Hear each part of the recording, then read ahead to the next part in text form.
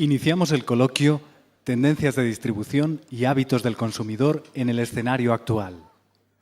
Participan David Roche, presidente mundial de Hotels.com, Expedia Corporation; Ian Wheeler, vicepresidente de marketing y distribución de Amadeus IT Group; Manny Fontaine-Lanoboa, presidente de Thomas Cook; Kazuhisa Sano, presidente de Japan Travel Bureau Europa; y modera Gabriel Subías, consejero delegado del Grupo Horizonia y miembro de Exceltur.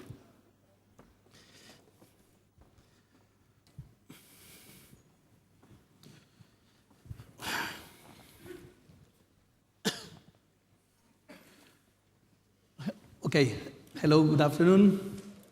First of all, we should start congratulating Exceltur for having such an incredible panel just in front of me, and to thank personally to the President, Sebastián Escarrer, for giving us the opportunity and giving me personally the opportunity to have such a cheap time to have some huge consultant at my disposal. So, to start with, I will set the target of this panel. This panel will be addressed to try to analyze the new tendencies of the market, of the trend, and to see if there is a new consumer, because we always keep on saying that we have a new consumer. This new consumer must be old by now, but we keep on saying that this new consumer should be studied. We should analyze a little bit this new consumer under your point of view. And secondly, I would ask you to give us a view from your side, from your market, from your knowledge on the Spanish market, on the Spanish situation. So, as a way to start, I would like to ask to each one of these gentlemen to introduce briefly their companies in order to set up what's their background and what's their. So, as we are in Spain, we will start from the left side today, and we will. If something happens, we will have to change. But for the moment, David, it's your turn. Thank you, Gabriel, and thank you, Exceltur, for having me here. As a very brief introduction to the Expedia Group, Expedia is a business that is not very old. It's about 13 years old. It has a large turnover, approximately $22 or $23 billion. The brands that you may be familiar with are the Expedia, which is a full-service online travel agency, Hotels.com, which I myself run, which is a specialist in the hotel area, TripAdvisor, which many people know as a major source for travel reviews, and finally Agencia, which is a corporate travel management firm. We have a number of other firms as well, but I think they are the main ones. Thank you, Ian. Good afternoon and hola, buenas tardes. My name is Ian Wheeler from Amadeus. We are based here in Madrid, our headquarters. We operate over 200 countries in the world. We provide the technology to transact many of the world's airline seats, hotel transactions, insurance transactions around the world, over 500 million transactions, and our main customers are the world's travel agencies, airlines, hotels, insurance, cruise companies. And recently, we've diversified to provide IT systems on a transaction basis, like inventory, departure control to airlines, revenue and property management to hotels, and e-commerce systems to a range of our customer base. Okay. Good afternoon. My name is Manny Fontaine-Lanoboa. As you can probably guess from my name, I'm not English. I'm actually born in Galicia, and soy gallego. Y fui a España, a Inglaterra cuando tenía 11 años. But I now head Thomas Cook. Thomas Cook is a company that was formed in 1841. Many people say Thomas Cook, the man, invented travel, and I think there's a lot of truth in that. As an organization, we operate in 25 different markets. We carry 20 million people on holiday. We have a turnover of nearly £10 billion. Have 100 aircraft, and it's a pleasure for me to be here today. Good afternoon. My name is Sano. I'm representing Japan to Review Group Europe. Before I explain my company, let me introduce you some very bad news I have received from Japan. which some of you could recognize that as of today, Japan Airlines has a request to apply to the government, the kind of the Chapter 11. As you could recognize, Japan Airlines used to be the symbol of the expanding of Japanese tourism industry in the past 2-3 decades. But I have informed as they have debt of the approximately 15 billion US dollars, which could be a huge amount. You see, already the Japanese government has decided to apply to assign the new CEO who has nothing to do with the travel sector in his careers. And with his arrival, he may apply a lot of the restructuring, including the downsizing of the company, or they are going to stop their route to overseas, or again, they may apply the job cut, what we call the 15,000 in the year to come, they said. But it is true or not, this kind of information I have received today. And in terms of Japan Travel Bureau, JTB, in the past, we have had close connection with JAL in promoting the business to the overseas, as well as the business into domestic. And as far as the business from Japan to Europe is concerned, we should contribute 15 to 19 or air seat we are contributing to JAL. So that you can imagine how big impact we have received today. But apart from JAL issue, let me explain the company. We have opened an office here in Europe in 1963, if my memory is correct, in catering Japanese tourists into European destinations. So it comes to over 40 years to work. But with the wave of the globalization, the JTB has decided to expand this wing into non-Japanese market as well. So that I am sitting in front of you in two different aspects. One is I am representing Japan Travel Bureau, Japanese market, how Japanese market will be, how Japanese market was. At the same time, we have the another aspect, which is we are starting to work with a destination management company here in Europe. Thank you very much. Thank you very much, Mr. Sano. I realized that the debt of your company was so big. Was your company or Japan Airlines, the debt? Yeah, you see, no, today is not the issue to discuss with the Japan Airlines, but, there are a lot of reasons. But thank you very much, Mr. Sano.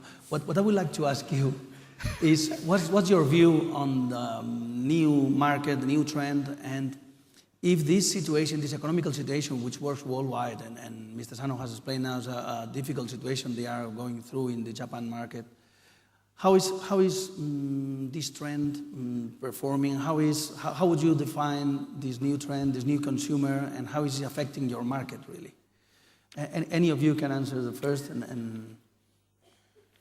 Well, I'll kick off with, let's call it worldwide airline bookings, which is a core part of our business, is if we look at the period October 2009 to October 2008, we basically saw the worldwide airline industry carry far fewer passengers. And within the travel agency sphere, we saw about a 10% reduction in passengers. But very different by market and very different by type of travel. Economy travel and tourist travel we saw down around 7 to 8% at the height of the downturn mid last year, while business travel was down far more dramatically at around 23%. But today... Is it revenue or ticket numbers? Ticket numbers, passenger numbers. But today, if we look over the past few months, we've seen a recovery in North America. So the North American bookings, month by month, more travelers are boarding airplanes than the same time last year. So North America is about 2.7% up on the last few months. It's also up on the previous year in Asia Pacific and in the Middle East. But Europe as a whole is still, market by market, but on average, a little bit, is more or less flat or a little bit negative. But we're seeing France and Germany being the better performing markets, but Spain has not yet picked up. So comparing across the world on global passenger volumes of traffic in and out. And have you noticed any change on the behavior of the consumer? Any change during this? I mean, I think all of us, and I'm sure my colleagues will comment, is obviously the yields on airline traffic, and I'm not the expert on hotels, but on airline traffic have definitely declined. However, we feel the airlines have done a better job reacting more quickly, taking capacity out of the market this time compared to previous downturns. So the yield has not declined as much as in previous occasions. So, but whenever the yield declines, it will take some time for it to return. We're definitely seeing booking patterns change, and we've seen that over the last few years. Gradually, the booking period is getting shorter. Worldwide, in the Amadeus system, 30% of people who traveled in January booked in January. In December, 38% of the people worldwide who booked in December traveled in December, and we see this pattern not going away. So late booking will continue, and I'm sure we'll come to booking on the internet and others later. Okay. And what about of the hotel business? Because we have the airline point of view. I think there will be two pressures on the hotel business, I think globally in 2010. And the first is the increase in capacity that most of the world is seeing in hotels, and that is happening in most countries. The second thing is the question mark over how vital the resurgence of corporate bookings may be, because the corporate bookings were notably absent in 2009, and that kept the yield and the rates obviously down. So our expectation in 2010, just to speak about the very near-term future, is broadly that the system will remain in balance so that rates or yield will not move particularly on average across the world. And we expect to see that trend maybe start to break towards the end of the year, but not really any earlier than that. And what about the consumer behavior? Have you noticed booking period is shortening as well as it happens in the airline? Yes, that's true. And I would expect it to continue a little bit, but only a little bit. And I think, one of the reasons why booking windows are shortening, besides there being a longish term trend on this is happening over many years, but customers who value value will be booking later, hoping to pick up last-minute deals. And I think as the recovery sets in, and hopefully for everyone in this room, myself included, that recovery does indeed set in, I expect that customers will feel that pressure a little bit less when the recovery is judged to be well underway, and therefore the trend towards the shortening booking window will probably slow down a little bit. Yeah. And what about the period? Do they book same number of nights that they did in the past, or they shorten the have you noticed anything on this area? Well, I have to say that most of the thinking I was doing before coming on the panel here was really not about 2010 trends, but trends that we may see in 2011, 2012, and so on. I don't know if you'd like to discuss those, or if you want to postpone those. Anything that you think is important for us? Well, I think there's a couple of things which are worth putting on the table, just very, very briefly. The first thing is, if we want to understand what travelers, as a large group, the massive travelers, are going to do in the future, we need to consider what the rich are doing today and what the young are doing today. Because what the rich do today, everybody wants to do tomorrow, and usually entrepreneurs facilitate that. The second thing is what the young do today, they will continue doing tomorrow. And I think that is very significant. I think one of the things that the young do today is that they have a broad travel portfolio, actually very like rich people, And also they book increasingly online, and they also share their experiences online. I think another trend worth putting on the table is mobile e-commerce. So I think it's a lot of people are expecting the mobile phones to be where many bookings are made in the future. That may be, but I think that is a well-heralded event. What I think may be more interesting is that the ability for mobile phones to be as powerful as laptop computers and to instantly capture video and feedback, and as the blogging world gathers pace, I think that international travelers will have just as much information as locals do about, in particular, hotels and hospitality options. So to make that really specific, those people who live in Madrid, they know the hotels in Madrid that they would and would not stay in. I think in the future, that is exactly the position that international travelers will be in. And that represents something of a change from the way things are today. I would say quickly then on some of the other trends. We have some experience of observing the green market. We think that the green market segments into those people who are very pro-green, those people we would describe as green aware, and those people who we would finally describe as doubters. And we broadly don't see, in the absence of some major event or some stimulus that could be provided by regulators or governments, much aptitude for consumers to go very green very quickly. So I'm not sure I think that is it's going to be a big near-term factor. And I think the last trend, which I think is maybe worth commenting on super quickly, is, as you know, we have a business called TripAdvisor. But all of our websites, hotels.com included, capture our reviews and hotel ratings. So I think one prediction, which is a risky prediction to make, but I think one prediction that I could make is that star ratings will probably die over the years to come. So star ratings are something which tend to be very important to the industry today, but I think that we can predict their death over the next 5 to 10 years, and the reason is simply this, is that consumers are very, very sensitive to user ratings and user reviews, and much less sensitive to the star ratings. And already you're starting to see that the sites are adjusting the official star ratings to what consumers actually say. And the volume of these ratings and reviews is increasing and increasing.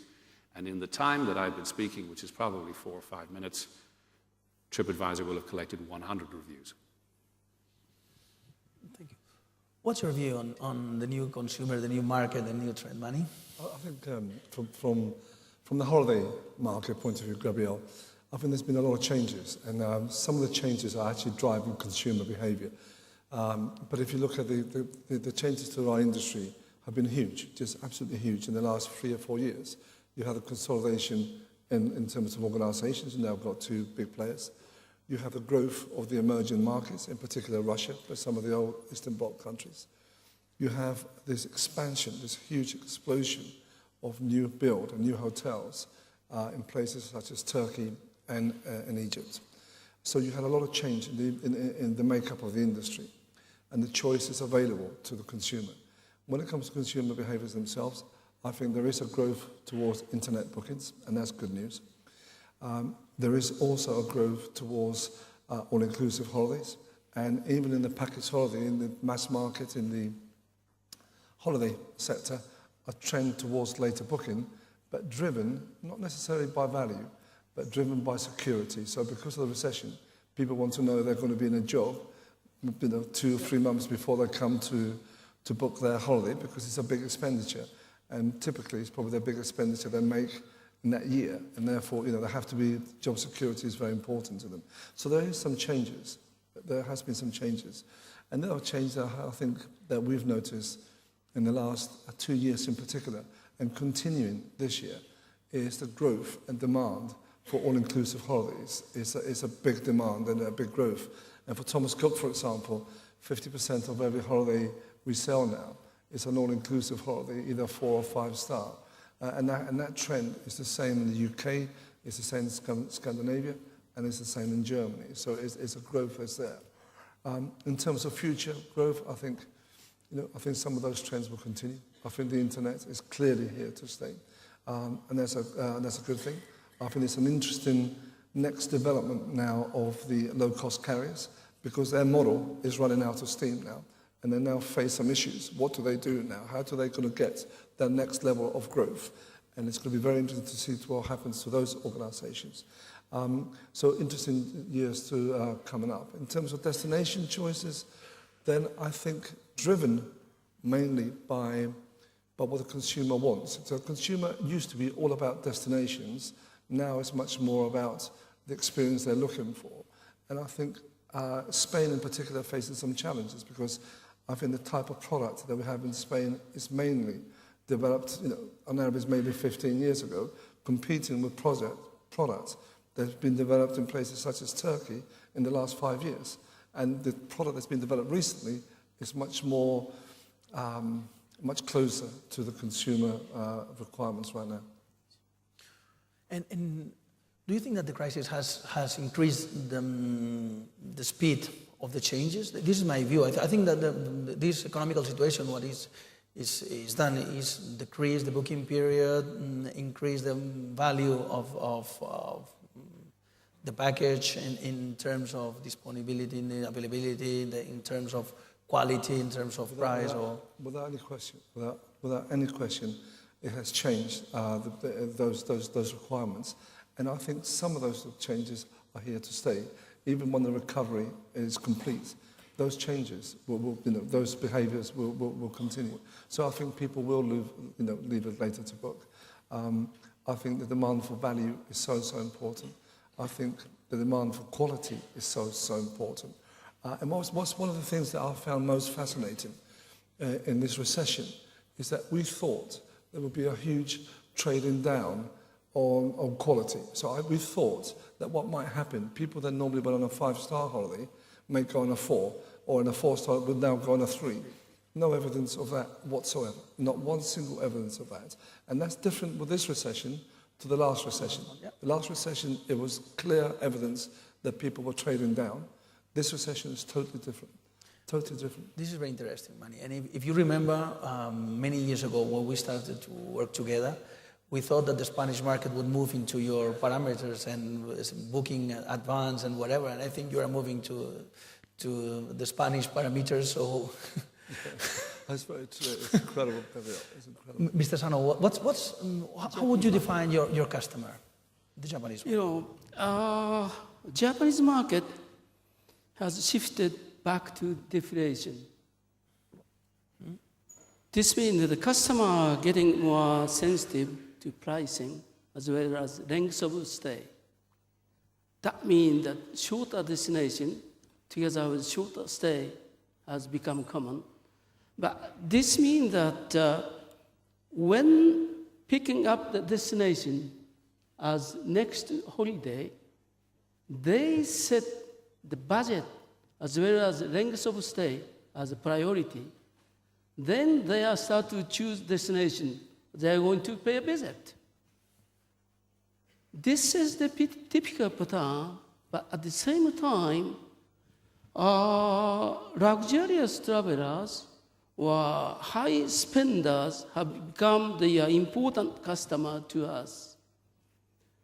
Here is an example. We have created our retail shop in Ginza, which means the heart of Tokyo. So running costs should be very expensive. And this retail shop is dealing with the only high-end FIT customer, giving them the personalized services, only for the, I may say, the tailor-made or order-made products for the customers. There are many who pay the tour fare over 1 million yen, which is equivalent to the approximately 7,500 or close to the 8,000. And this shop works quite well, receiving high reputation from the market. That means I may say market trend has become more bipolarized consumption only, especially for the Japanese FIT travelers. This is typical phenomenon we are facing. Of course, the budget traveler occupied a large proportional the amount of the business. But on the other hand, such a high-end customer, they spend a huge amount of money in consideration in facing such kind of the difficulties. This is the typical phenomenon. And also, I said the shorter destination has become quite common. That means I have the statistics. Total supply on air seat has been dropped by 6.1% in the year 2009. Among them, 25 for China and 20 for South Korea, and 23 for other Asian countries. So that all in all, close to 70% for Asian countries, while only 9.1 for Europe. So this trend might be continued for 2010, that it could be to boost travel into nearby destination. It could become quite common in the Asian market. Thank you very much. Regarding all these new trends and wherever, Ian, and taking advantage that you are here with us, and as you are leading a company which is leading our industry in the IT and II+D development, you have developed something called Affinity Shopper. And I think it's quite interesting. You could explain to us, to all of us, what's behind this and what's the kind of investigation you have done to put this on the marketplace. Sure. We, as a marketing person, I've already renamed it. Yeah. So we're calling this a suite of products called Extreme Search. And actually, we're working with Thomas Cook here in Germany, and you can see some of this live in action, and also now recently at Lufthansa.com across European sites. Typically, when you've booked a flight in the past or thought about your holiday, the travel industry has often forced you into a decision, a series of decisions. Which day do you want to go on? Which day do you want to leave? Which city pair do you want to go from and to? London to New York, Madrid to Milan. And exactly which day do you want to go on? The reality of the way most people decide their leisure experience or holiday is they may think, I would like to go to the beach sometime in July. I'd like to go skiing sometime in February, and I've got a budget. But I may go back to where I went to before, or I may be very open to a range of destinations. It's ski season right now. Maybe I'd like to go to Italy, maybe to Andorra, maybe to Spain, maybe to France, maybe to Austria. So the new range of search products that we are rolling out now, probably over the next, now in Germany and other countries and over worldwide, and you'll see other examples, no doubt, from competitors, allows customers online to search in a different way, where they can put in, I've got 500 euros or 1,000 euros. I want to go in the month of February, and I want to go skiing, and give me back the options that are relevant to me. So we won't return all the flights and hotels between Madrid and Zurich. We'll return, okay, at your budget, you could go on February the 2nd, February the 4th, and this week, and actually you could go to Austria, these 3 locations, you could go to France, these 3 resorts, you could go to Italy within your budget. And it's a much more relevant search for customers. And you can search by ski, you could search by beach, you could search by golf. So we think over time, a lot of customers who are not as price sensitive, particularly, will search more on experience than on a particular city or a particular country, particularly widening up the number of destinations your typical consumer will consider in their purchase decision, which is often today maybe 2 or 3, that may widen to new destinations and open up more competition if you want to golf, if you want to ski, or if you want to go to the beach. So it means, and it will take us to the second part of this panel. So it means that you foresee that new customer will buy experience instead of buying destination. So they will be tied to an experience, let's put it this way, rather than destination, or they will be in this way. So. Yeah, I mean, I think out of the world's travelers, some travel for business, very specific location. Some travel they bought the villa, they will return. Some visit for friends and family, but a vast majority of leisure travelers are traveling for a family or personal holiday, and they want a specific experience, culture, history, beach, whatever, and that is a growing market. Is it agreed on the table? Is it do you have the same feeling on the trend of the future? Will the future customer buy on experience mainly? Oh, no question. Absolutely no question. So this takes us, Manny, to the second part of the, how is your view on Spain, and how are we positioned to address this new customer? And I don't know who, maybe Manny, you will have to take the lead because you are. Okay, I think Spain is very well positioned. Okay, because Spain has great infrastructure. It has the infrastructure, not just roads. I'm talking about hospitals. I'm talking about everything else. Okay, customers coming to Spain feel safe. They like coming to Spain. Okay? There's a history, there's a heritage of people coming to Spain. Well positioned. But it has some challenges, and it has some short-term challenges, and perhaps even middle-term challenges. And putting aside the British market, because at the moment that's heavily influenced by the weakness of the pound versus the euro, but putting that to one side, the challenges Spain has is that it's the growth of other markets such as Egypt and such as Turkey. And if you look at those markets, they're able to compete on product, they're able to compete and win on price. There's no question about it. Maybe not infrastructure, but there's 2 out of 3 that they probably win on right now. And the reason why they're able to win on price is because the seasons in Egypt and Turkey are much longer. The returns hoteliers get are higher. The land is cheaper, the build is cheaper, staff is cheaper, all those things, but the product is good. And therefore, if what Ian is saying is true, which it is, if there's certain experience, there's going to have to be a winner. Therefore, only one winner. Therefore, for Spain, I think they have some short-term things to do to compete with that, whilst in the middle term and the long term, that have to, and they need some help from the government in doing that, in competing in the short term. In the middle term, they have to address their product.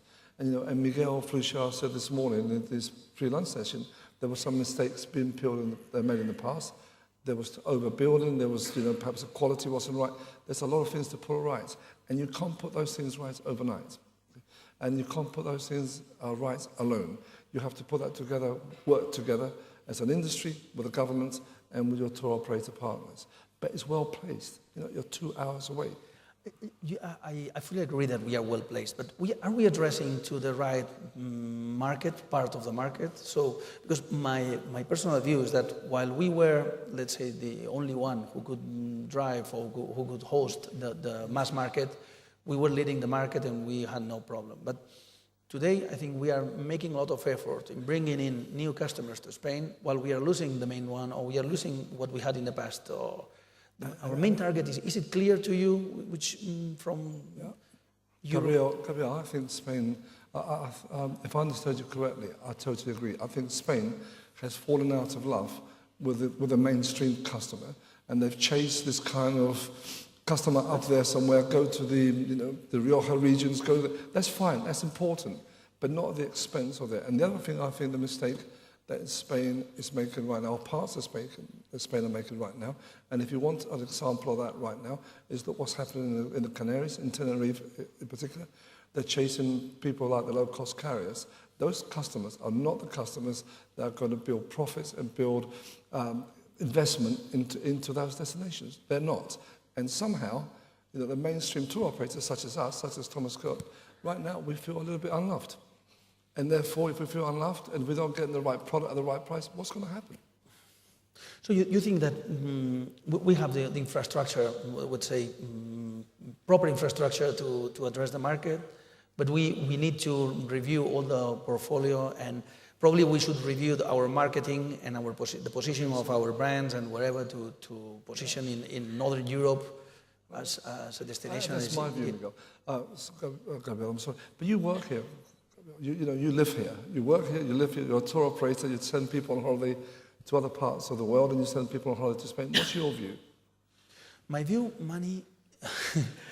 Do you want to change the seat? No. My view is very simple. I live in Spain, I come from Spain, and when you move within the Spanish market as a consumer, they don't even know what's the Spanish product as a holiday package making. So I think we are placing a lot of effort in the wrong goal. I think we should recover all the medium market, medium market, family market, and summer market in most of our destinations, and winter market in Canary Islands. And we should, instead of doing a lot of effort separately, we should join our efforts, and it means all the public, private, local, global. We should put all of our effort, try to make all our assets, put them on value, because I think we can do many things, but we are not selling what we can offer, and we are trying to sell things that we don't have on the market. So you kind of agree as well? Yeah. I think we have as a country, we have let's say a big problem with the tourism, and we will need an agreement within all the players in this market to go ahead, because all the competitors are very clever. They have financial the same as we have, and they have newer products. They can adjust to the new consumer, which we don't have. So I think we have to take advantage of what we have, but first of all we have to join our to put this together.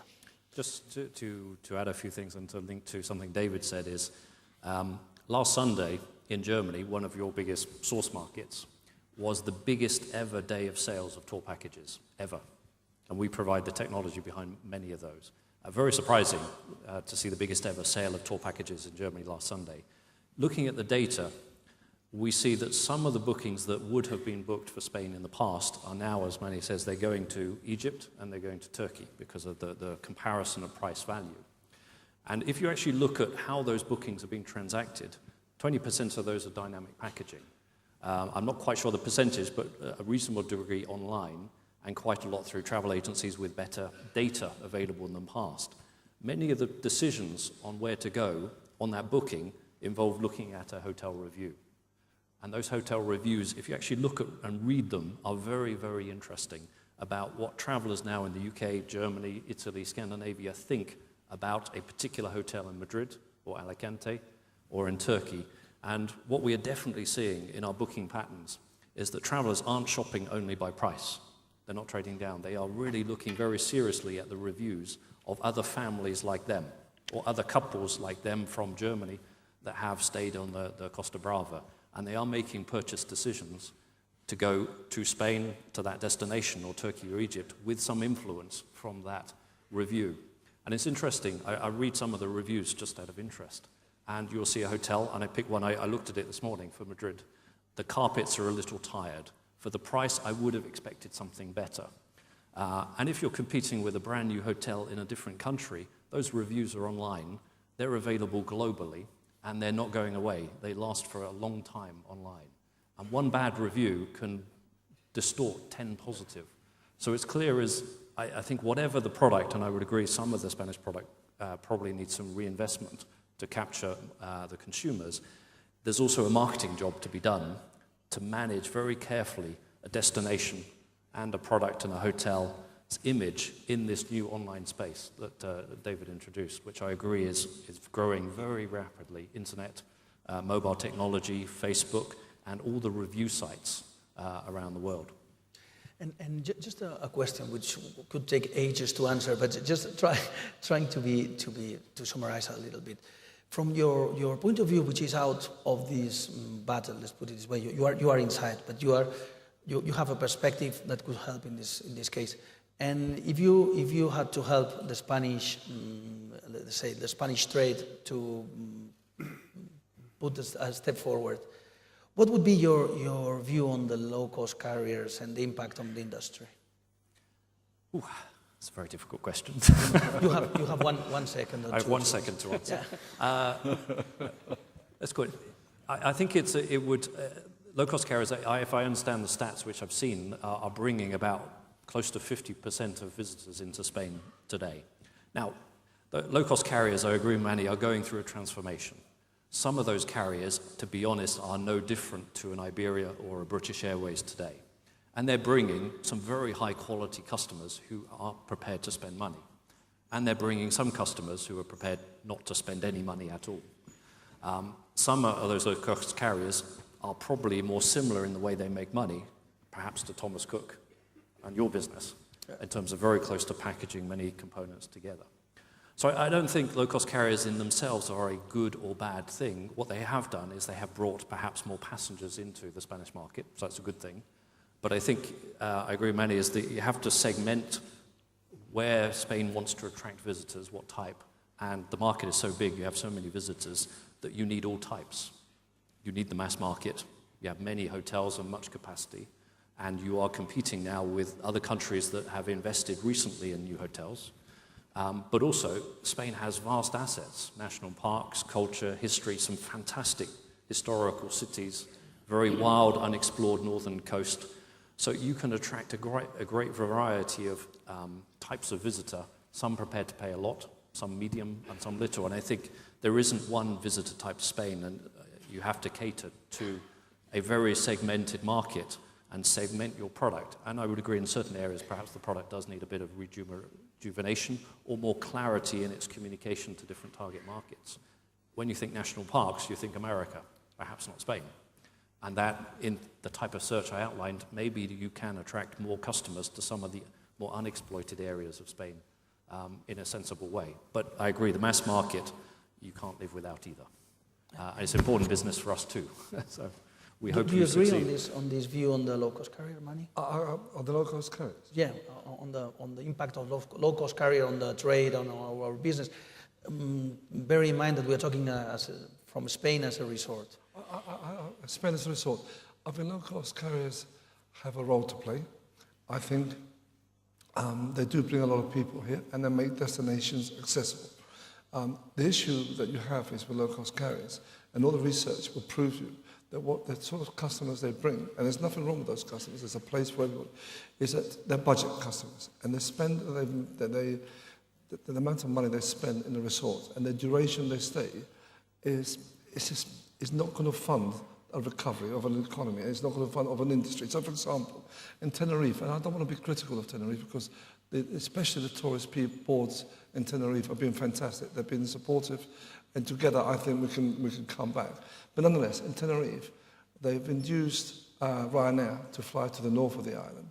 And all the research will tell you that the average customer there who flies on a Ryanair flight stays about three days and spends about a seventh of what a package holiday customer spends. And you can't build infrastructures on those sort of spends and those sort of durations. You just can't. And therefore you have to be careful. You have to be very careful. Because what happens in the meantime, we as tour operators see this, you look at the margin destruction that goes on when these people come in, and you say, okay, it's not going to work for us, so we go somewhere else. And yet we're the people that invented that destination. And there's a balance, you know. David, we haven't forgotten you. So we would like to have your view on Spain, and if you share the view, that's on the table now. I'm certainly no expert on Spain. I'm a little bit more optimistic, or at least less negative, on the low-cost carrier opportunity for Spain. I'll tell you why very, very quickly. Once upon a time, there was only one species of leisure customer coming to Spain, and that was the all-inclusive package species. But with the advent of the low-cost carrier, a new species emerged on the market, and that was a person who was certainly coming to Spain because they bought a low-cost flight, but did not have accommodation booked.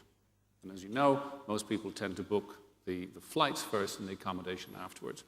And I think what that creates is an imperative for hoteliers to make sure that their inventory is available, enough of it, packaged in the sense of, packaged for sale is what I mean, attractively for distribution in all the usual areas. Hotels.com does most of its Spanish bookings from people who have bought low-cost carriers. Where have they bought them? They bought them on the internet. Where will they be looking for their accommodation? On the internet too.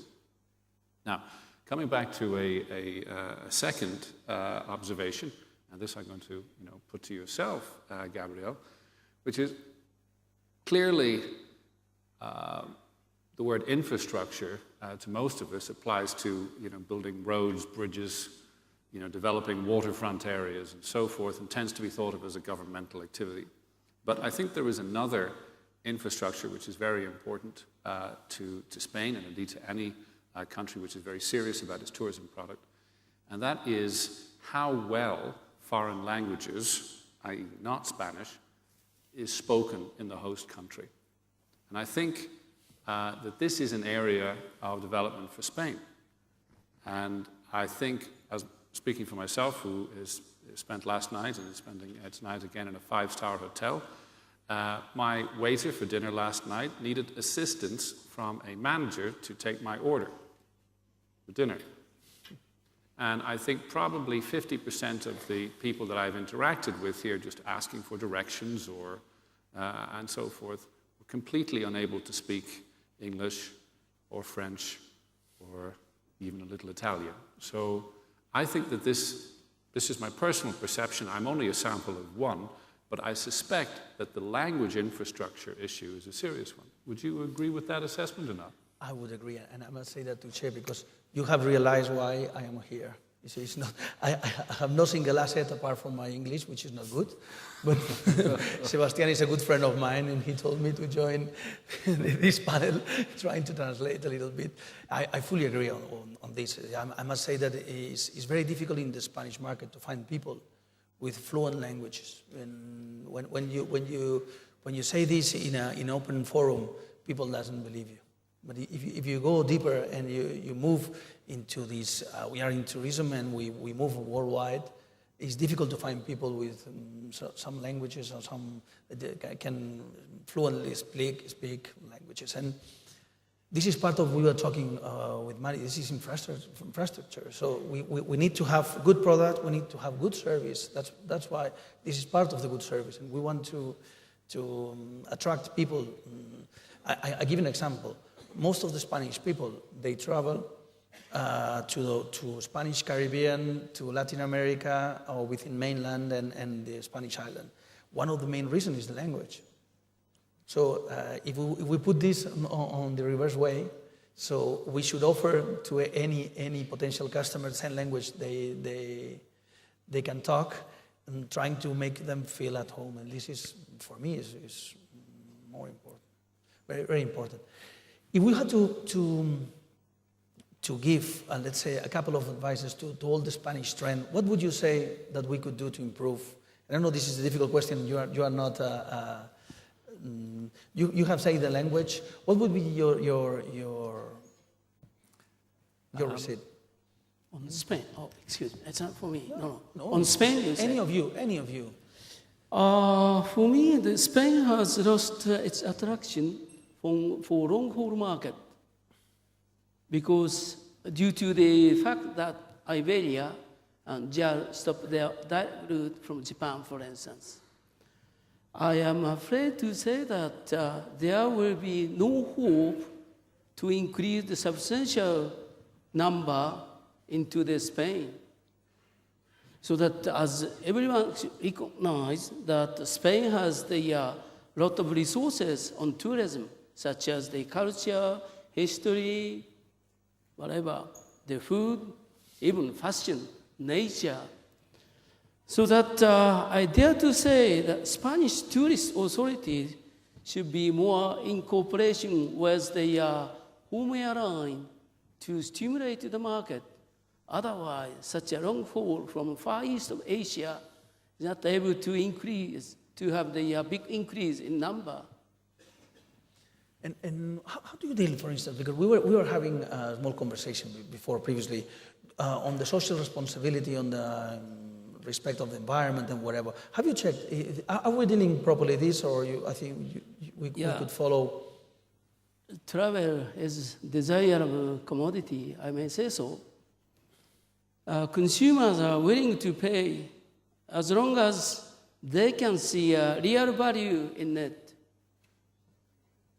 For example, actively participate rather than passively pay for the damage, such as CO2 fees. And consumers will look for the value, such as the feel and touch the local product, or the feel the different environment compared to being at home. Of course, value product and the more creative program might make some true added values. This is really the exceptional added value. And as far as Japanese is concerned, we do have the high level of the consciousness on social responsibility together with the environment issue. We, JTB, is not an exception on our product. I may explain you several examples. JTB has developed what we call the tourism destination cleanup campaign nationwide.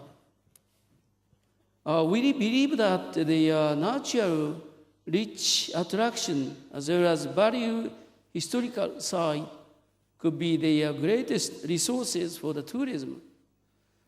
This campaign started in 1985 to enrich the lifestyle through the contact with the local and regional societies. The result on 2008, we organized close to the 90 coaches, over close to the 4,000 members who are participating in this program. And also, we have the package, what we call the Look JTB. This is the top brand in overseas wholesale program in Japan, born in 1968. This has the program visiting to the Lake District in England. Those who participate of this program, we will donate to the non-profit organization who preserve the environment. We pay for the 5 UK pounds per person. And on the contrary, the customer may receive the, I may say, the pin badge of the Peter Rabbit, together with the certificate in return from the non-profit organization. So that we are contributing this kind of the social security, social responsibility together with the environment since a long time. Thank you very much, Mr. Sano. Mani, to end up finishing, you have said that we have the proper infrastructure main as a country, that we have to review our portfolio in product, and we have to review the target of the market we are addressing. There is just a few tips to end up. Your view on the all-inclusive is? It's here to stay. Huge demand. That demand, even last year when the market was down, all-inclusive sales were up, and that demand will continue. But you can't turn any hotel to an all-inclusive product. You have to be very careful what an all-inclusive, what you offer as an all-inclusive service, because any hotelier here would know that these people want an all-inclusive holiday. They don't leave the hotel. They stay in the hotel all day long, and you have to be able to accommodate them and give them a good experience in the hotel. So therefore, all-inclusive is here to stay. And this is one of the things that we have to address in Spain. But it's one of the things that takes time. And in the meantime, you have to do something else. Okay, Mani, another question, because we have people here from the outgoing business as well as myself. Yes. And do you foresee living together the online business with the offline business? Because the online trend is quite clear to everybody. What about the offline? Because Okay, offline, in some countries, what's happening is it depends on the offline experience that you give. So in Scandinavia, which is traditionally is package holidays, over for us, Thomas Cook, over 60% of all the bookings are made online. We only have 7 shops across the whole of Scandinavia. Okay, that's fine, and that was good. There's particular reasons for that. I think online bookings for package holidays will plateau around about 35 to 40%. That's where it will plateau. Okay, and the reason for that is because on a proper package holiday, and I'm not talking about a weekend break in Barcelona, I'm talking about the main 2 weeks holiday. It's important that they get it right. It is it's a thing that they'll spend most on in that particular year, and they value personal advice. And getting that holiday right is very important, and therefore I think for those travel agents, offline travel agents, that give advice, they don't just compete on price, there's a future. But there's no question that online will continue to grow, especially in the weekend breaks, in those short stay holidays. Okay, thank you very much, Manny. We, as a Exceltur, and I will assure you personally, we will make note of all the homework you have put on this country. We will assure you that we will put all the effort in improving this country, and in the meantime, send us as many clients as you can. I promise you I will. I promise you I will. Thank you, Ian. To end up the panel, do you have any special requirement for Spain or for our trade? I mean, in addition to what we've already discussed, Spain has fantastic products, and I'm sure you'll reinvest in some of the areas that need it. But you will need to attract clients from new markets. I agree that better flight connections to some of the very attractive Asian markets are very important. India is a fantastic market for outbound travel of the future. So I think having the right connections and then ensuring your products are available for sale on worldwide systems. Internet's very important, but also getting into the call centers and the retail travel agency systems and the airline direct sales platforms across many, many countries, not just 1 or 2 of your traditional source markets is very important.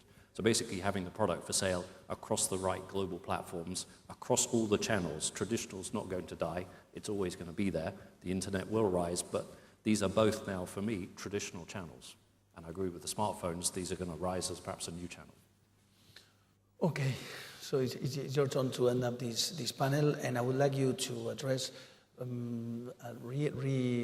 let's say, putting some stress on the social media that your group is developing and is, I would say, leading, and how could we take advantage of this, and what would be your advice on this area? I think that in particular, if you're in the accommodation and lodging business, I think if you're not already looking at what people are saying about you every day of the week, I think that is good advice. Okay, I think that everybody who's on the internet usually has, at scale, have got bloggers, reviewers, Twitter followers, and so forth. And I think all of us should be watching that. We certainly keep an eye on the temperature of those comments. They're on screens in our offices every day, so we pay attention to them, and it causes us to change direction left or right. And I think that is something that's very important, in particular for the accommodation sector.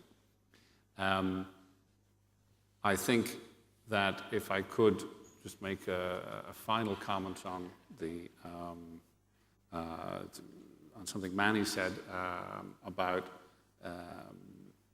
what gives comfort to travelers to Spain, which could retain their business going forward. It is also that issue of language. I'm ashamed to say I don't speak Spanish myself. It wasn't one of the languages which I did learn. But I really think, again, a sample of one opinion, I really think that if the language skills were high in Spain, that would give Spain a competitive advantage over other markets, which would allow Spanish tourism players to retain that business. And I can just see the conversations in the UK where I live. People would feel safe, they would feel understood, and they would feel like coming back to Spain if the language was well spoken here. Thank you very much, gentlemen. Muchas gracias. One thing. Can I Yes? ask you one thing? If you may promote Spain, the security and the safety is the essential issue as far as Japanese tourists is concerned. So that you should keep this in your mind. Otherwise, it is not easy to promote the country into the Far East market. Thank you very much. Muchas gracias. Thanks. Por aquí.